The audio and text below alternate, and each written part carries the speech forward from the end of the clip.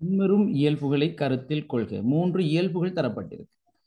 கரு சுற்றலுக்குரிய குழிய உருவில் இருக்கும் பெரிய மைய புன்வெற்றிடத்தை கொண்ட கோள வடிவ களங்கள் இருக்கும். அடுத்து களத்திடைவெளி காணப்பட மாட்டாது. அப்ப களத்திடைவெளி காணப்பட மாட்டாதுன்னு சொல்லி இதுல புடைக்கல விலையத்தின் இயல்புகள். புடைக்கல விலையம்னா நீங்க கிட்டத்தலாம் படிச்சிருக்கீங்க அப்படித்தானே? இப்ப 11ஆம் ஆண்டுல படிச்ச முதலாவது பாடத்துல புடைக்கல விலையம் படிச்சிருக்கீங்க. புடைக்கல விலையம் சரி, புடைக்கல விலையம் 11ஆம் ஆண்டுல முதலாவது பாடத்துல நீங்க படிச்சிருக்கீங்க. சரி, புடைக்கல விலையத்தை ஒருக்கா பார்ப்போம். அப்ப நீங்க எளிய நிலை இலையம், சிக்கலான நிலை இலையம் படிச்சிருக்கீங்க. அதுல புடைக்கல விலையம் எளிய நிலை இலையத்துக்குள்ள வருது. சரியா? புடைக்கல விலையம் எளிய நிலை இலையத்துக்குள்ள வருகிறது. இந்த இலையம் சம்பந்தமான ஒரு கேள்வியும் நம்ம எக்ஸாம்ல வந்துச்சு. சரியா? அப்ப எளிய நிலை இலையங்களை 3 வகைப்படுத்தலாம். புடைக்கல விலையம், ஒட்டுக்கல விலையம், வல்லுறுக்கல விலையம் சொல்லி. இப்ப உதாரணத்துக்கு நாங்க இந்த முறை வந்து எக்ஸாம் பேப்பரை பார்த்தேன்னு சொன்னால் பார்ப்போம். அதுல என்ன கேள்வி வந்துன்னு சொல்லி கேள்விக்கு வரும்போத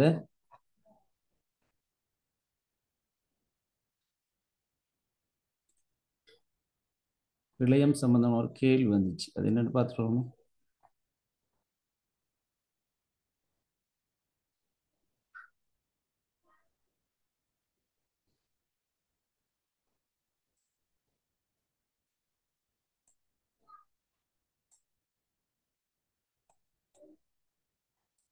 சரி பாருங்க, இலையங்கள் சம்பந்தமான கேள்வி. நிலை இலையம். நிலை இலையங்களை 2ஆக பிரிக்கலாம். எளிய நிலை இலையம் ஏ என்னன்னு கேட்டு வந்திருக்கு. சிக்கலான நிலை இலையம் எழுதலாம். சிக்கலான நிலை இலையங்களை 3ஆக பிரிக்கலாம். சாரி, 2ஆக பிரிக்கலாம். கால் இலையம், உரிய இலையம். அதை பிரிக்க சொல்லி வர இல்லை. ஆனால் அடுத்தது வந்திருக்கு எளிய நிலை இலையங்களை 3ஆக பிரிக்கலாம். புடைக்கல விலையம், ஒட்டுக்கல விலையம், அடுத்தது வல்லுறுக்கல விலையம். அப்ப அதுல தரப்பட்ட கேள்விகளில் தான் தாவர இலையங்களின் வகைப்படுத்தல் பற்றிய ஒரு வரிப்படம் இங்கு தரப்பட்டுள்ளது. ஏபி ஆகியவற்றை பெயரிடுக. ஏ என்ன? சிக்கலான நிலை இலையம். பி வல்லுறுக்கல விலையம். ஒரு தாவர உடலில் பெரும்பாலும் காணப்படும் எளிய நிலை இலையத்தின் வகை. தாவர உடலில் பெரும்பாலும் காணப்படுவது எதா இருக்கலாம்? தாவர உடலில் பெரும்பாலும் காணப்படுவது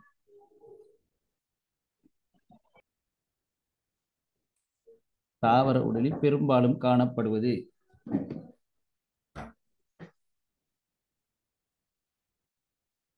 என்ன நிலையமா இருக்கலாம்? அடுத்த ஒட்டுக்கலை விலையத்தின் ஒரு தொழிலை குறிப்பிடுங்க. அப்ப தொழிலும் நீங்க பார்க்கணும். சரியா? அப்ப நாங்க இப்ப பார்க்க போற கேள்வி, அப்ப இதுக்கு புடைக்கலை விலையம், அப்ப ஒட்டுக்கலை விலையத்துல தொழில் கேட்டு இருக்கு இதுல.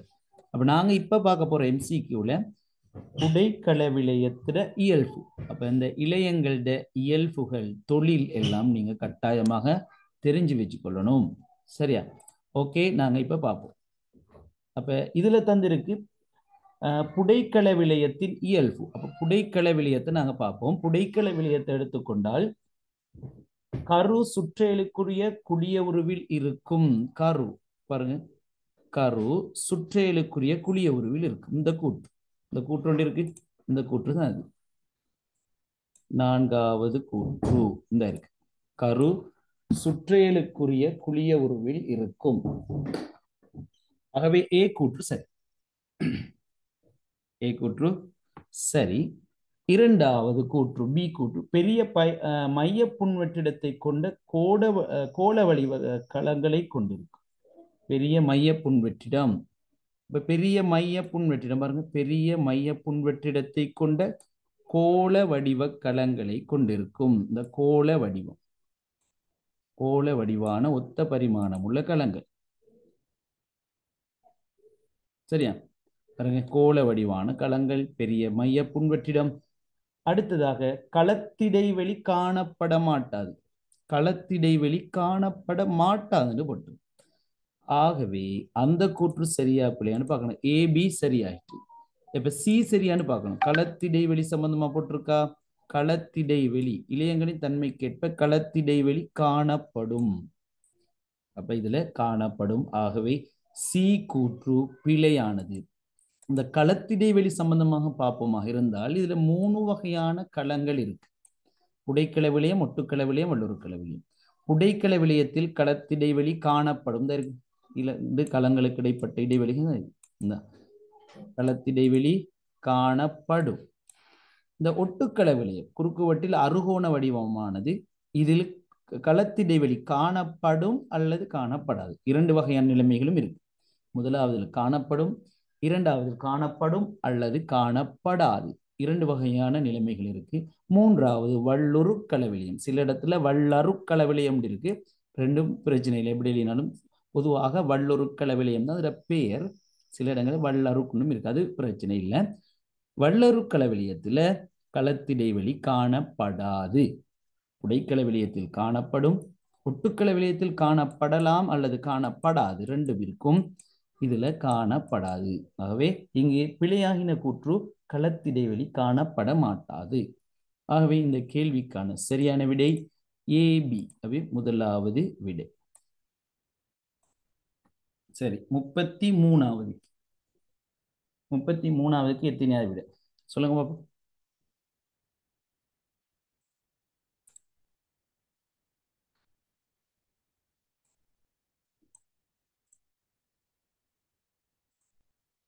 மூணாவதுக்கு ஒரு ஆள் அனுப்பியிருக்கு. நீங்க வாசித்து செஞ்சாதான் நான் விளங்கப்படுத்தும் போது கிளியர் ஆகும், சந்தேகங்கள் நிவர்த்தி செய்யப்படும். சரி, 3வது விடையும் 4வது விடையும் வந்திருக்கு.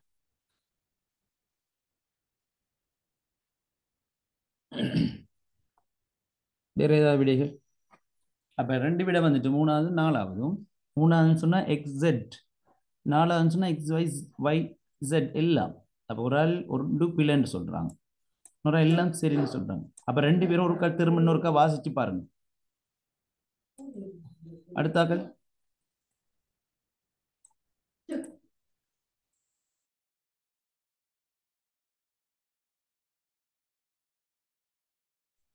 திரும்ப இன்னொருக்கா வாசிச்சு பாருங்க.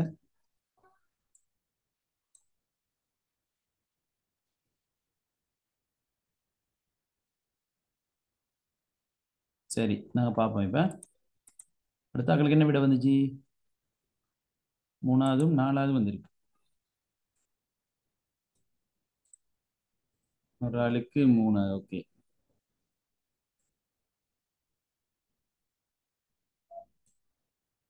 நீங்க சரியா வாசிச்சால் உங்களுக்கு அந்த விடைகளை கண்டுபிடிக்கலாம்.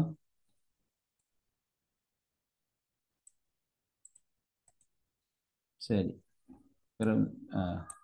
2வது விடையும் வந்துட்டு. இப்போ 2வது என்ன? YZ. அதாவது ஒரு ஆள் எக்ஸ்பிளன் சொல்றாங்க. பிழைகள் நீங்க வாசிச்சு பாருங்க. பிழையா விட சொன்னா பிரச்சனை இல்லை.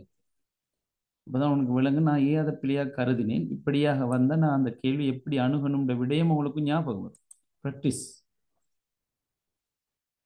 சரி, அப்ப Z எல்லாம் எல்லோரும் இப்ப விட சொன்னாக்கள் எல்லாரும் Z சரின்னு சொல்லிட்டாங்க. Y பிள்ளண்டு பட்டு இருக்கு, எக்ஸும் சில ஆக்களுக்கு பிள்ளண்டு பட்டு இருக்கு. ஓகே, நாங்க கூற்ற பார்ப்போம். 3வது விட தான் வந்து திரும்ப. சரி, ஓகே. பொருள் ஒன்று 10 நியூட்டன், 15 நியூட்டன், P நியூட்டன் ஆகிய 3 ஒரு தள விசைகளின் கீழ் சமநிலையில் உள்ளது. இப்ப என்ன? சமநிலையில் உள்ளது, சமநிலையில் இருக்கான், சமநிலையில் உள்ளது. 10 நியூட்டன் 15 நியூட்டன் ஆகிய இரு விசைகளினது விலையுள் 12 நியூட்டன் ஆகும். 10 நியூட்டன் 15 நியூட்டன் ஆகிய இரு விசைகளினதும் விலையுள் 12 நியூட்டன் ஆகும். விசை P உடன் தொடர்புபட்ட பின்வரும் XYZ ஆகிய கூற்றுக்களை கருதுக. இதுல 3 ஒரு தள விசைகள்னு கூறப்பட்டிருக்கு. சமாந்திரமான விசையா சமாந்திரமற்ற விசையான்னு சொல்லப்படவில்லை. சரியா பிள்ளைகள்? இது நன்றா அவதானிங்க. இதுல சமாந்திரமான விசையா சமாந்திரமற்ற விசையான்னு சொல்லப்படவில்லை. அதாவது இப்ப சமாந்திரமான விசைன்னு சொன்னால் இப்படி இருக்கணும். 3 இப்படி ஒரு பக்கத்துக்கு ஒரு விசையும் அடுத்த பக்கத்துக்கு இப்படி சமாந்தரமான விசைன்னு சொன்ன. சமாந்தரமற்ற விசைன்னு சொன்னால் இப்படி இருக்கணும்.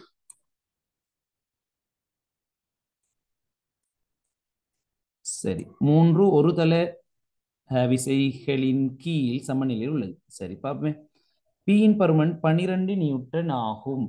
பியின் பருமன் 12 நியூட்டன் ஆகும். அதாவது ஒரு பொருள் 10 நியூட்டன், 10 நியூட்டன், 15 நியூட்டன்,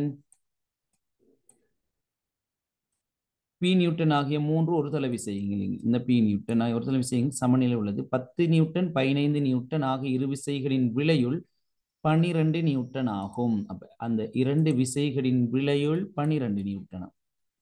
இந்த பி 12 நியூட்டன். விசையுடன் பியுடன் தொடர்பட்ட பின்வரும் கூற்றுக்களை கருது இந்த பியுடன். அப்ப நாங்க எந்த சமாந்தரமான விஷயத்தை எடுக்க இயலாது. இந்த 10 நியூட்டன்டையும் 10 நியூட்டன் 15 நியூட்டன் இது சமாந்தர விசை என்று நாங்கள் எடுத்தோம் கருதினோம் என்று சொன்னால் பி ஆனது 25 வந்தாதான் சமநிலைக்கு வரும். சரியா? பி என்பது 25 வந்தாதான் சமநிலைக்கு வரும். ஆகவே இங்க எங்களுக்கு ஒரு முடிவுக்கு வரலாம்.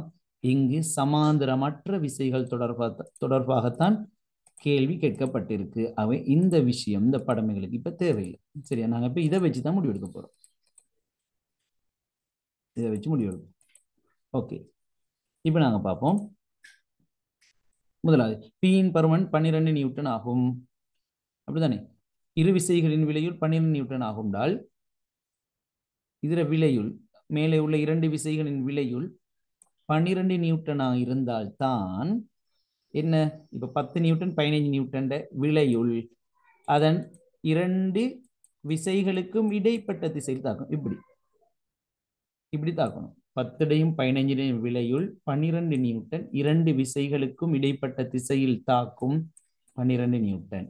இப்ப இது சமநிலையில் இருக்க வேண்டுமாக இருந்தால் 12 நியூட்டன் அதுல இரண்டு விசைகளின் விலையுளுக்கு சமனான திசையில் இது சமனான விசை ஒன்று அதற்கு எதிர் திசையில் தாக்க வேண்டும். அதுக்கு எதிர் திசையில் தாக்க இது 12 நியூட்டன் என்பது சரி. பியின் பருமன் 12 நியூட்டன். சரியா? இப்பதான் சமநிலையில் இருக்கும். பாருங்க, இங்கால 12 இங்கால 12. 10 நியூட்டன் 15 நியூட்டன் ஆகிய இரு விசைகளினதும் விலையுள் விசையின் திசையில் பி தாக்கும். 10 நியூட்டன் 15 நியூட்டன் ஆகிய இரு விசைகளினதும் விலையுள் விசையின், இப்ப நாங்க விலையுள் விசைன்னு சொன்னோம் 12 நியூட்டன். இந்த 12 நியூட்டன் விசையின் விலையுள் விசையின் திசையில், விலையுள் விசையின் திசை இந்த திசையில் பி தாக்கும். இல்லை, இந்த இடத்துல விலையுள் விசையின் திசையில் என்பது பில விலையுள் விசைக்கு எதிரான திசை.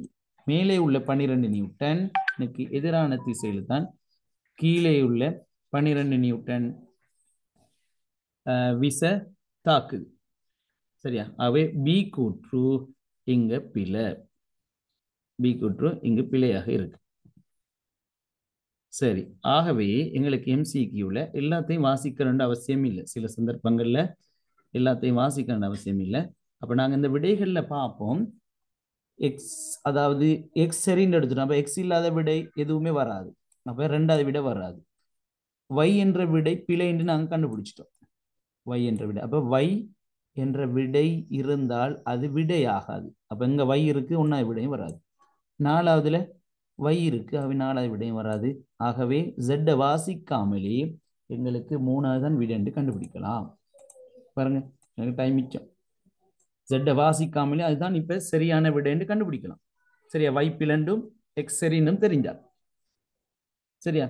இப்ப பாருங்க, இப்ப z வாசிச்சு பார்ப்போம். பியின் தாக்க கோடு 10 நியூட்டன் 15 நியூட்டன் ஆகிய இரு விசைகளிலும் தாக்க கோடுகளின் வெட்டுப்புள்ளியினூடாக செல்லும். இந்த பியின் தாக்க கோடு 10 நியூட்டன் 15 நியூட்டன் ஆகிய இரு விசைகளிலும் தாக்க கோடுகள் இந்த தாக்க கோடு ஆகிய இரு விசைகளின் தாக்க கோடுகளின் வெட்டுப்புள்ளியினூடாக செல்லும். இந்த தாக்க கோடுகள் இந்த 10 நியூட்டன் தாக்க கோடு இப்படி, 15 நியூட்டன் தாக்க கோடு இப்படி அதனூடாக செல்லும். ஆகவே எக்ஸ் Z கூற்றும் சரியானது. ஆகவே 33க்கு மூணாவது விடை. சரியா பிள்ளைகள்? அவை நாங்க 34க்கு போவோம். குறித்த ஓர் அங்கி பின்வரும் இயல்புகளை கொண்டுள்ளது. சரி, 34க்கு எதை எடுத்தீங்க? 34க்கு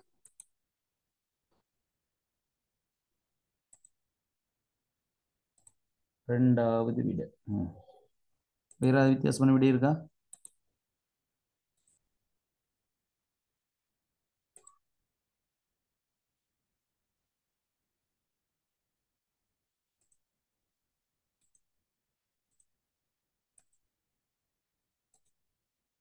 ரெண்டாவது. சரி, எல்லாருக்கும் ஒரே மாதிரி விட தான் வருது.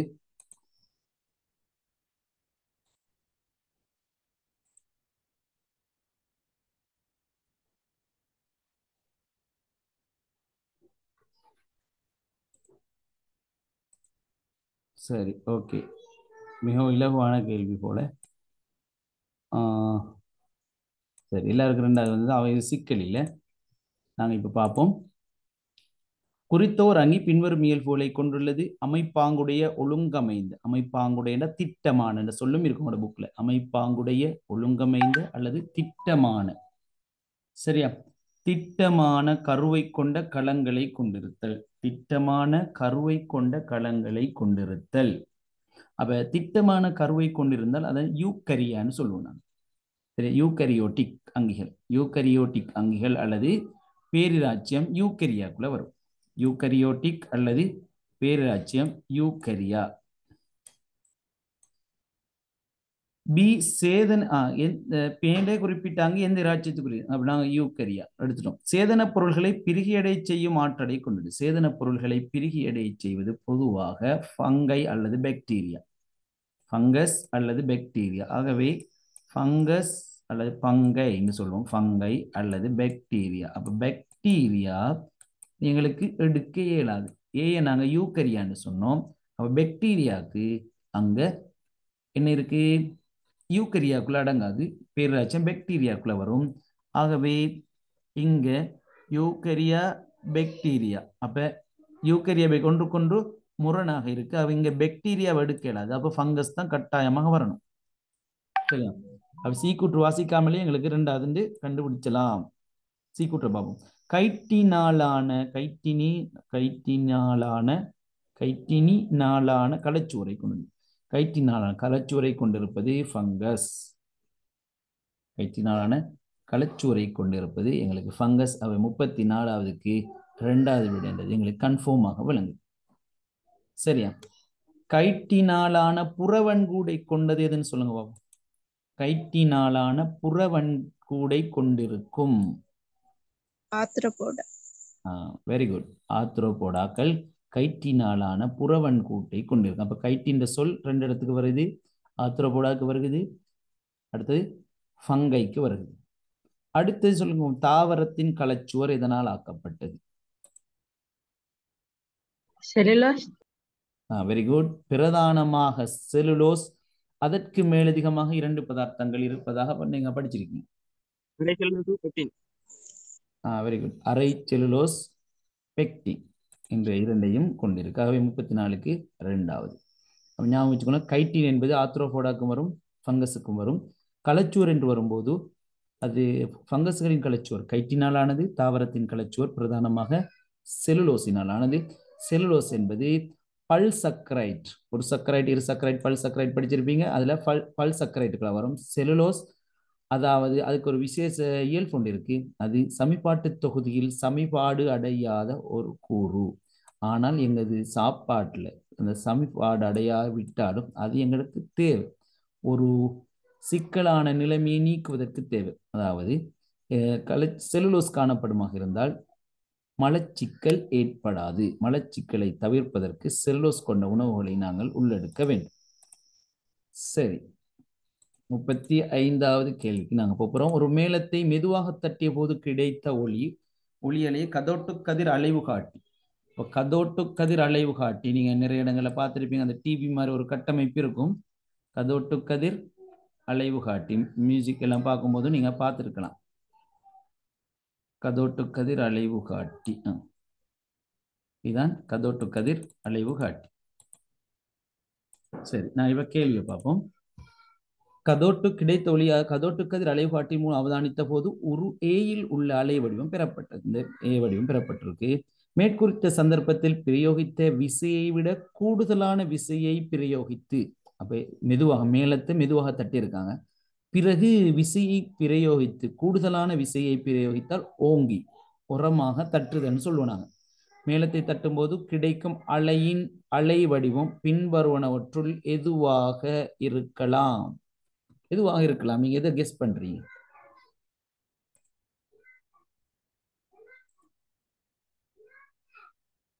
சொல்லுங்க பாப்பா, நீங்க எதை கெஸ் பண்றீங்கன்னு.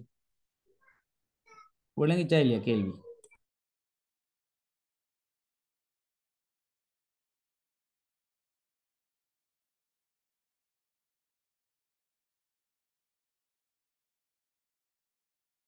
ஒரு ஆள் எல்லாம் வாரன்னு சொல்லியிருக்கு.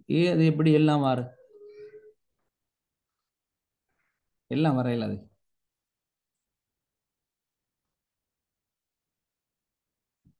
எல்லாம் வராது.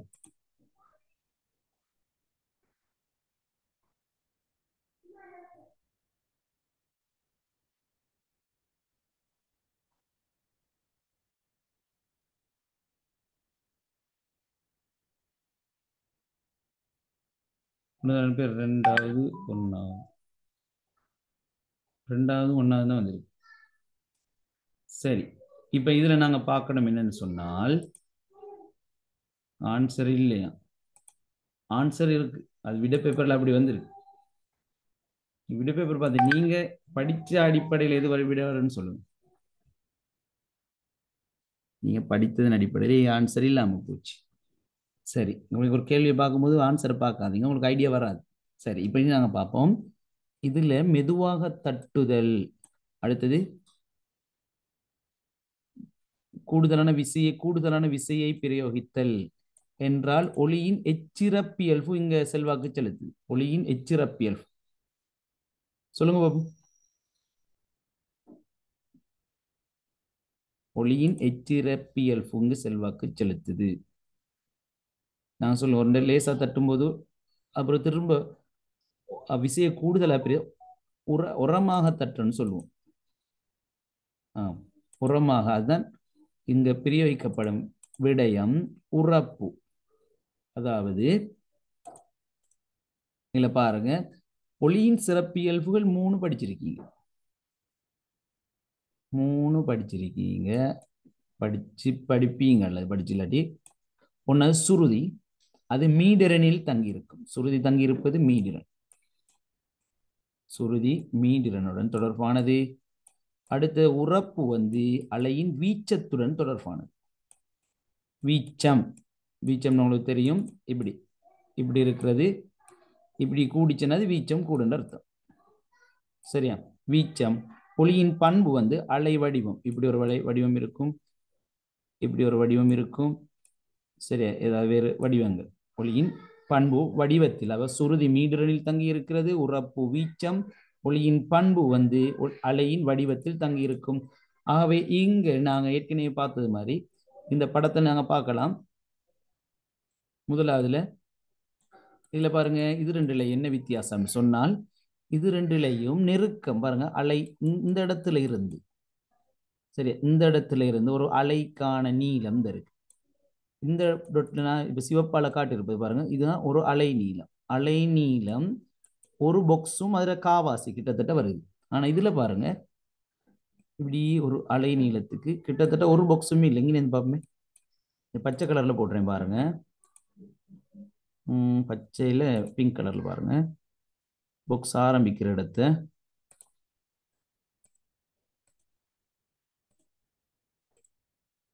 சரி பார்ப்போம்.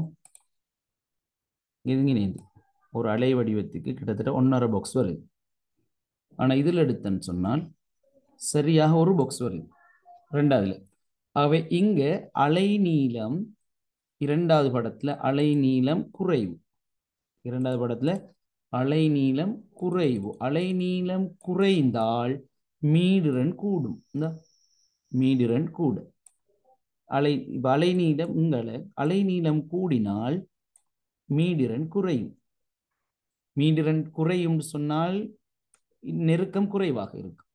அலைநீளம் குறைவுண்டால் நெருக்கம் கூடுதலாக இருக்கும் மீடிரன். ஆகவே சுருதி உயர்ந்ததாக இருக்கு, உயர்ந்த சுருதி. ஆகவே சுருதி அல்லது சுருதி இது தங்கி இருப்பது மீடிரனில். அப்ப இந்த விடயம் அல்ல இங்க கேள்விக்கு வந்தது. இதுல பாருங்க உறப்பு. உறப்பு தான் இங்க பாருங்க. இதே விஷயம் தான் கேள்வி வந்தது. மேளத்தில் மெதுவாக தட்டுக. பாருங்க கேள்விக்கும் இந்த நான் வாசிக்கிற இந்த கூற்றுகளுக்கும் இடையில தொடர்பு பாருங்க. மேளத்தில் மெதுவாக தட்டுகண்டு இருக்கு. அது மேளத்தில் மெதுவாக தட்டுற சம்பந்தம் தான் கேள்வி வந்திருக்கு. அதன் பின் கூடுதலான விசையை பிரயோகித்து உரத்து தட்டுக. பாருங்க. அப்ப புக்கு நீங்க சரியா பார்த்தால் வாசித்தால் உங்களுக்கு கேள்வி வரும்போது அது மிக இலவாக புரிஞ்சு கொள்ளலாம். மேளத்தில் மெதுவாக தட்டுக, பின்னர் விசையை கூடுதலாக விசையை பிரயோகித்து தட்டுக. ஓர் ஒளியின் உறப்பு ஒளி அலையின் மூலம் செவிகளுக்கு கொண்டு வரப்படும் சக்தி. அப்ப சக்தி கூடுதலாக இருக்கும். அவை இதைத்தான் நாங்க உறப்புன்னு சொல்ற. அவை இந்த உறப்பு தங்கி இருப்பது வீச்சத்தில். வீச்சம்னு சொன்னா இந்த மையப்புள்ளியில் இருந்தான உயரம். சரியா? இந்த மையப்புள்ளியில் உயரம், அதாவது இதுல வீச்சம் பாருங்க ஒரு பாக்ஸை தாண்டி போகுது. சரியா? வரைப்பு தாள் எடுத்துக்கொண்டால் அப்ப இதுல ஒரு பாக்ஸை விட குறைவாக இருக்கு இரண்டாவதுல. அப்ப முதலாவதுல வீச்சம் அதிகம், ஆகவே உறப்பு அதிகம். சரியா? வீச்சம் அதிகரித்தால் உறப்பு கூடும். வீச்சம் குறைந்தால் இரண்டாவது வீச்சம் குறைஞ்சிட்டு, ஆகவே உறப்பு குறையும். ஆகவே நாங்க ஆனால் இது அலைநீள மற்ற விடயங்கள் மாறாமல் இருக்கணும். பாருங்க அலைநீளத்தை பார்த்தால் சரியா ஒரு பாக்ஸும் இன்னும் கொஞ்சம் வருது. இதுலயும் பாருங்க ஒரு பாக்ஸும் இன்னும் கொஞ்சமும் வருது. சரியா? ஒரு பாக்ஸ் இன்னும் கொஞ்சம். அப்ப அலைநீளம் மாறக்கூடாது. ஆகவே நாங்க அந்த கேள்விக்கு போவோம். கேள்வியை பாருங்க. இதுல கூடுதலான விசையை பிரயோகித்தால் இது அலை நீளம் மாறக்கூடாது. இந்த அலை நீளம் இதுதான். இப்ப இதே அலை நீளத்துடன் விட எப்படி வரணும்னால் இந்த வீச்சத்தை விட நான் இப்ப இந்த இதுதான் வீச்சம். இந்த வீச்சத்தை கொஞ்சம் உயர்ந்த ஒரு அலை ஒன்று இருக்கும். சரியா? இப்ப எங்களுக்கு பார்த்த பார்வைக்கு விளங்கு மூணாவது வராது. கூடுதலான விசைன்னா வீச்சம் கூடணுமே, வராது. ஆனால் ரெண்டாவது எங்களுக்கு பார்க்கும்போது விளங்குது கொஞ்சம் அலை நீளம் கூடிய மாதிரி விளங்குது. அலை நீளமும் மாறக்கூடாது. அப்ப ரெண்டாவது வராது. இப்ப நான் ஒன்னாவது நாலாவது மிச்சம். நாலாவதுல பார்த்தால் எங்க வீச்சம் கூட, அது சரி. ஒன்னாவதுலயும் வீச்சம் கூட. அப்போ இதன்படி வீச்சத்தை அடிப்படையாக கொண்டு நாங்கள் விட தேடினால் ஒன்னாவது நாலாவது தான் வரணும். அதான் ஞாபகம். உறப்பு வீச்சத்துடன் தொடர்பானது. ஆனால் எங்களுக்கு இப்ப முதலாவதுலையும் நாலாவதுலையும் இந்த அலை நீளம் சம்பந்தமாக எந்த தரவும் இல்லை. அலை நீளம் இதுல கூடுதல் மாதிரி இருக்குது பார்வைக்கு. இதுலயும் அதே அளவு இருக்கான்னு எங்களுக்கு சரியா சொல்லல, அளந்துதான் பார்க்கணும். சரியா? இதுல இந்த அலை நீளம் சம்பந்தமாக மிக தெளிவான ஒரு உருவம் அந்த வரைவு வந்து இருப்பது சரி. அப்ப சரியா அலை நீளத்தை மிக திருத்தமாக கண்டுபிடிக்க முடியாது. அதே நேரம் ஒன்னாவது நாளாவது விடையாக வருவதனால அதுல விடப்பேப்பர்ல ஓல் ஆன்சர் தரப்பட்டிருக்கு. நீங்க விஷயத்தை விளங்கிக் கொள்ளணும். சரியா? ஒன்னாவது நாளாவது தான் வரும். ஒன்னாவது நாளாவது நாலாவது வரும். ஆனால் அலை நீளத்தை திருத்தமாக கண்டுபிடிக்க முடியாமையினால அங்க விட தரப்படவில்லை. அப்ப இது சரியான வரைவு இப்படி வந்திருக்கணும். இப்படி கொஞ்சம் உயர்ந்து வந்திருக்கணும். சரியா?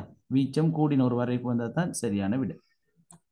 சரி, ஆகவே ஒன்னாவது அல்லது நாலாவது. ஆகவே விட பேப்பர் அடிப்படையில் அது ஓல் ஆன்சர். அல்லது ஏதாவது தமிழ் மொழி மூலம் இப்படி இருந்தாலும் சிங்கள மொழி மூலம் ஆங்கில மொழி மூலத்தில் ஏதாவது மொழிபெயர்ப்பு பிழைகள் இருந்தாலும் ஓல் ஆன்சர் வரும். சரி, இப்படி கண்டுபிடிக்க இயலாம போயிருக்கலாம், அல்லது மொழிபெயர்ப்புல ஏதாவது பிழைகள் வித்தியாசங்கள் இருக்கலாம். அதனால ஓல் ஆன்சர் தரப்பட்டிருக்கும். நீங்க ஒன்னாவது அல்லது நாலாவது வரலாம் என்று கண்டுபிடிக்கலாம். அலை நீளத்தை நீங்க ரூலர்ல வச்சு அளந்து பாருங்க, எது மிச்சாகுது அதுதான் மிக பொருத்தமான விடை. சரி, அப்ப நாங்க 36வது போவோம்.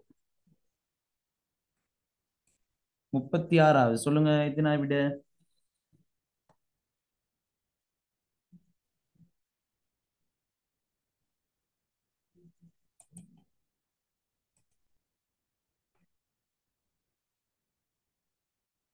முப்பத்தி ஆறாவதுக்கு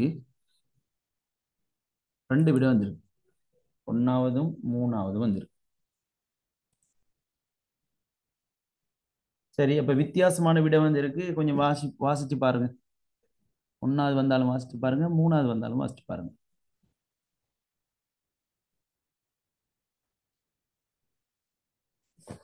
அடுத்தாக்கள்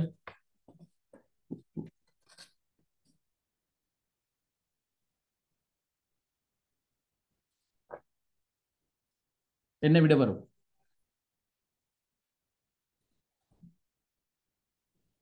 ஒன்னாவது திரும்ப மூணாவது வந்திருக்கு. ஏன் மூணாவது வந்துச்சு?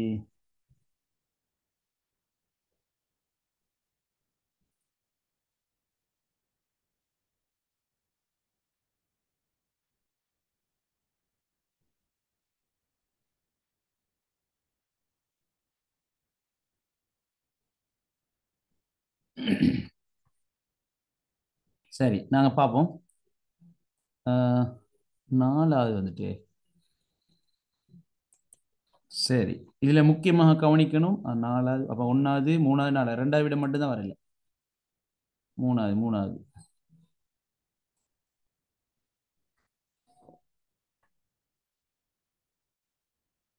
நீங்க செய்க வழி அனுப்புங்களேன்.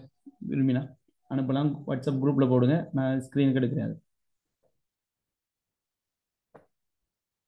சரி, நான் விளங்கப்படுத்தும் போது சிக்கலா இருந்தா பாருங்க.